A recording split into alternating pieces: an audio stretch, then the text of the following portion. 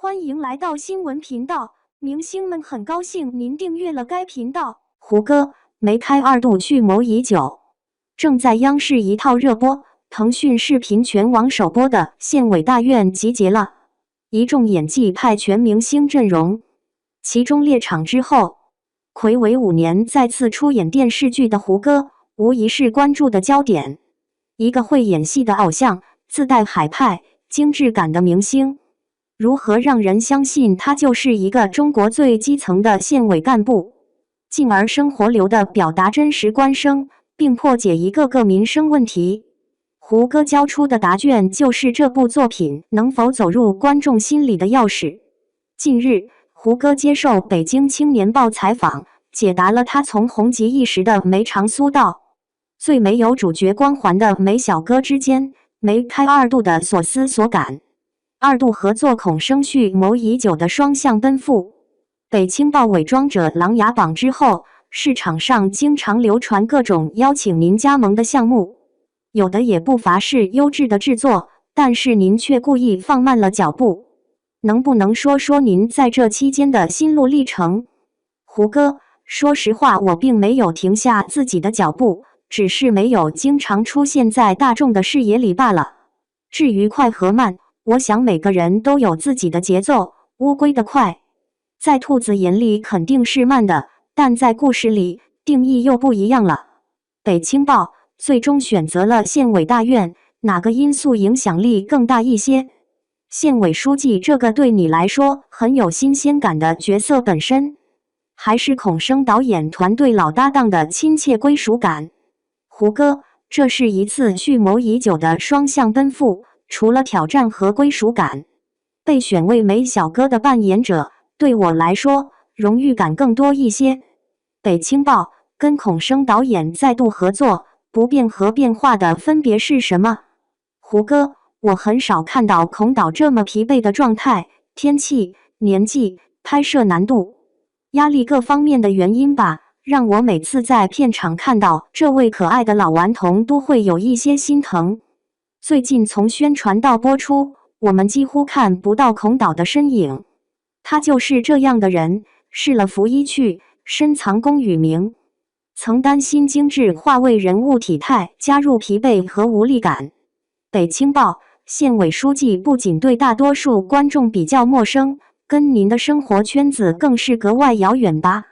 为什么想要塑造这样一个规定动作多、自由发挥空间其实并不大的角色？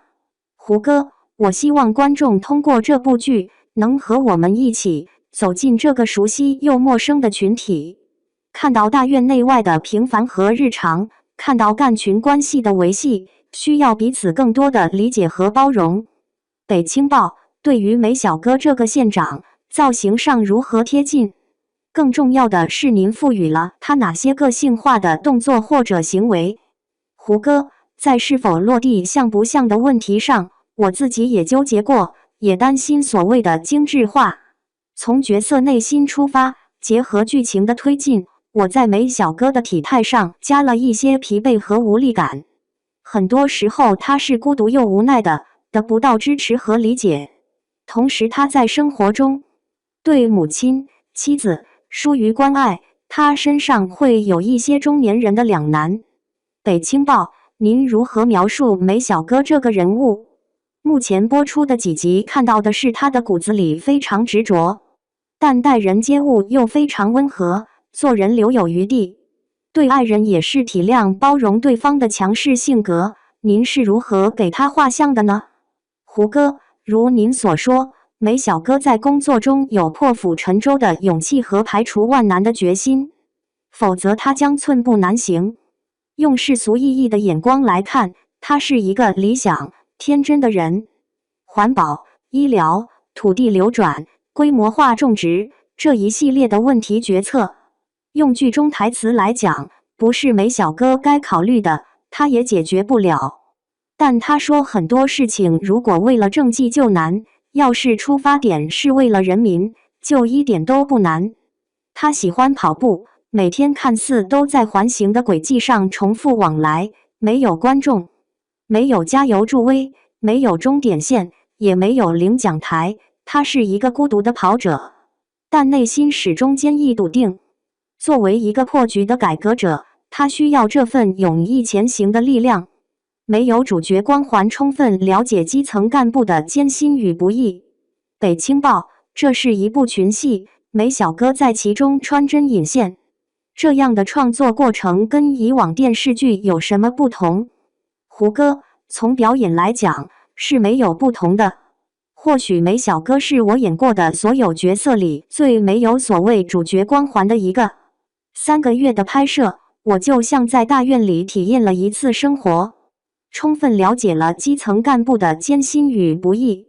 北青报，有人说梅小哥爱笑，但是在光明县步履维艰的状况带下去，他的职业生涯是不是最终也难免像吕青山书记一样愁容满面？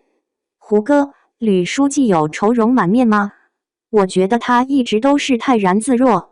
梅小哥的确爱笑，但除了符合傻哥这个绰号的傻笑，他的笑还是有很多层次的，比如有工作中遇到阻力，没有人理解的无奈苦笑，有和村民围炉座谈，被乡亲们逗乐的开怀大笑，也有和爱人短暂团聚，互相关心鼓励后的幸福微笑。北青报，基层题材、干群关系的现实主义作品并不新鲜。您认为县委大院的突破和独特的价值在哪里？胡歌，县委大院或许能带给观众一些全新的感受。它既有现实中的骨感和冲击，有直面现实的力量，不粉饰不造作，同时也有关照世间百态的温情，让观众看到希望，感受到温暖。还有能让人身临其境的生活中的烟火气。